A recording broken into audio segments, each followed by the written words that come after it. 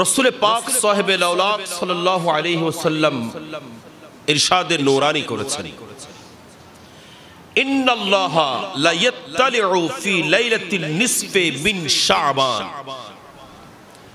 ফায়াগফিরু লিজামিই খালকিহি ইল্লা লিমুশরিকিন আও মাশাহিন। সুবহানাল্লাহ। আল্লাহ রাসূল বলছেন, আল্লাহ জাল্লা শানুহু এই লাইলাতুন নিসফি মিন শাবান, শাবান চাঁদের মধ্যবর্তী রাত আল্লাহ আমাদের দিকে, বান্দার দিকে দৃষ্টিপাত করেন। দুই প্রকার মানুষ ছাড়া সব মানুষকে আল্লাহ ক্ষমা করে দেন। এক নাম্বার মুশরিক যারা, এক নাম্বার সবাই বলেন মুশরিক, অর্থাৎ শিরিক গুনাহকারী। কি গুনাহ? শিরিক গুনাহ। আমরা এখানে শিওর আছি আমরা কেউ শিরিক গুনার মধ্যে নাই। আমরা কেউ মূর্তি পূজা করি, আমরা কেউ মূর্তি পূজা করি, আমরা কেউ গাছ পূজা করি, আমরা কেউ বাঁশ পূজা করি, আমরা কেউ তরলতা পূজা করি, আমরা কোনো পূজা করি না। সুতরাং আমরা মুশরিক।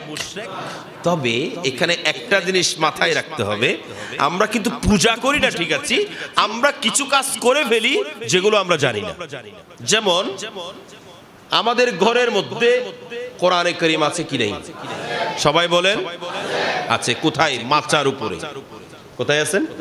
মাচার উপরে। এটা নামাবো কখন? রমজান আসলে, ঠিক না বেঠিক? আবার দারুণ করে ডেকোরেশন করা কিছু আলমিরা আছে, আয়না দেওয়া, যেগুলোর মধ্যে আমরা কিছু জিনিস সাজিয়ে রেখেছি, যেখানে আমার এবং আমার ওয়াইফের ছবি আছে না নাই? আমার এবং ওয়াইফের ছবি সাজিয়ে রেখেছি, আমার বাবার ছবি সাজিয়ে রেখেছি, আমার দাদার ছবি সাজিয়ে রেখেছি, আমার আত্মীয় স্বজনের মধ্যে যিনি একেবারে ধনী লোক ওনার সঙ্গে একটা সেলফি নিয়েছি, সেটাও সাজিয়ে রেখেছি। আমার আত্মীয় স্বজনের মধ্যে যদি কোনো মন্ত্রী মিনিস্টার থাকে তার সঙ্গে একটা ছবি নিয়েছি, সেটাও সাজিয়ে রেখেছি, ঠিক না বেটি? কথা বলেন ঠিক? হস্টন না? আর এ হতাকে একটা হস্ট হইব, তারপরে কি মানিলন করিব? আমার ঘরের মধ্যে আমি সাজিয়ে রেখেছি ওই ছবি, যেই ছবি থাকলে আপনার ঘরে ফেরেশতা প্রবেশ করবে। অনেকে বলবেন হুজুর আমার ঘরে কিন্তু এগুলো নেই, কিন্তু আপনার ঘরে কোনো ছবি নাই, বলেছে না?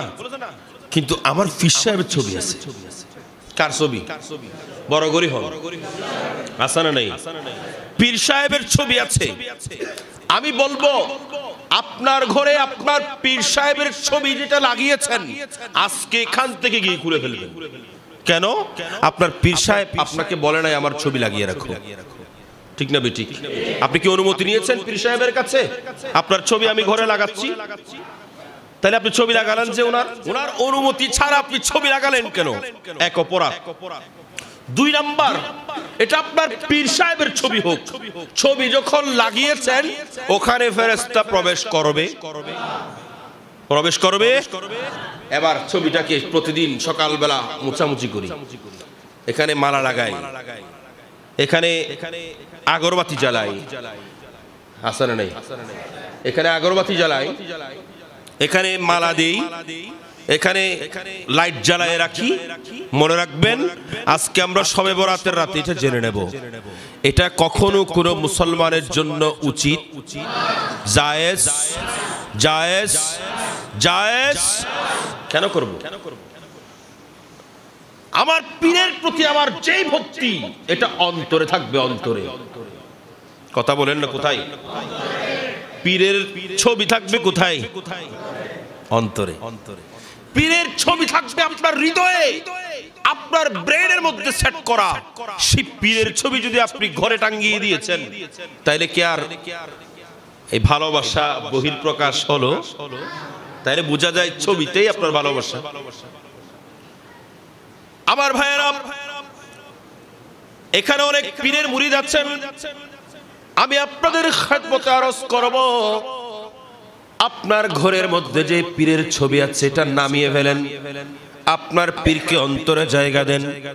তাইলে আপনি কি দেখবেন, আমরা পীরের কাছে বায়াত হই, আমরা পীরের কাছে বায়াত হই, পীর সাহেবকে ভালোবাসি, পীর সাহেবকে অনেক মহব্বত করি, কিন্তু আমরা যখন মসজিদের মিনারা থেকে আজান হয় তখন নামাজ পড়তে যাই না। আমার পীর সাহেব বলেছেন তুমি হারামকে পরিত্যাগ করো, তুমি হালালকে আঁকড়ে ধরো। আমরা সদা সর্বদা হারাম নিয়ে পড়ে থাকি। আমার পীর সাহেব বলেছেন তুমি মানুষকে কটু কথা বলবা না, আমরা মানুষকে ফাহেসা কথা বলি। আমার পীর সাহেব বলেছেন তুমি অন্যের হক গজব করবা না, আমরা অন্যের হক গজব করি, আমরা পীরের কথা মানি না। পীর সাহেব বলেছেন তুমি ওয়াজিফা পড়বা, তুমি 5 ওয়াক্ত নামাজের পরে কি পড়বা? ওয়াজিফা পড়বা। আমরা 5 ওয়াক্ত নামাজের পরে ওয়াজিফা পড়ি।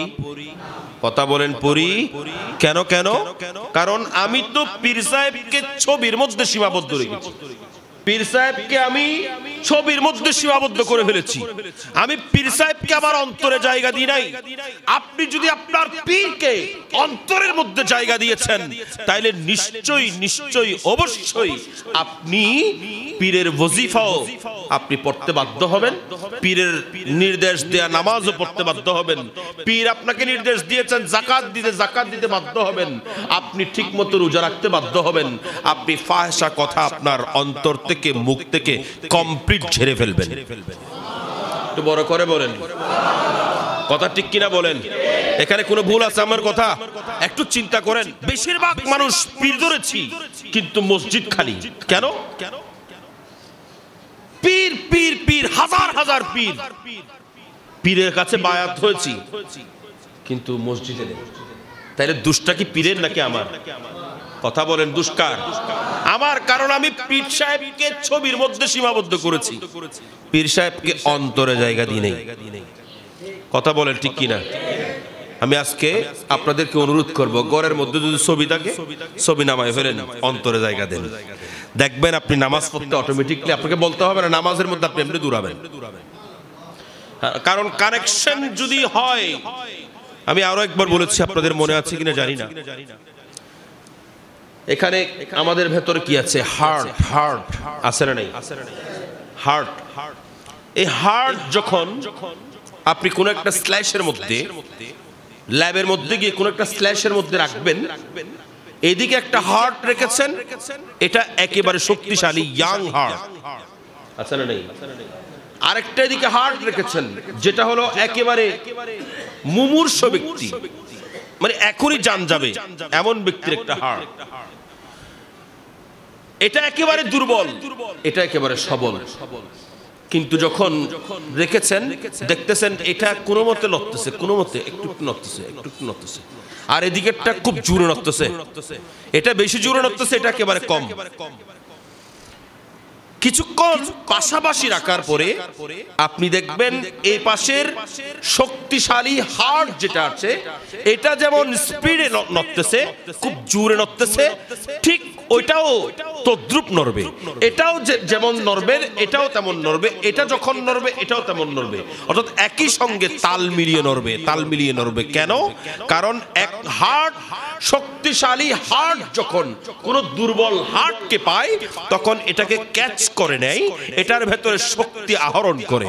ঠিক তেমনি করে একজন মুরিদের কাছে যদিও সেই শক্তি নাই যে আল্লাহ ইবাদত করে আল্লাহকে রাজি করবেন, আল্লাহর ইবাদত করে আল্লাহর সন্তুষ্টি অর্জন করবেন, কিন্তু যখন আপনি একজন পীর মুর্শিদের দাওয়াত ধরেছেন, পীর মুর্শিদের হার্টের সঙ্গে যখন আপনার হার্ট জয়েন হয়ে গেছে তখন অটোমেটিক্যালি ওনার হার্টের কারণে আপনারটাও সবল হতে থাকবে।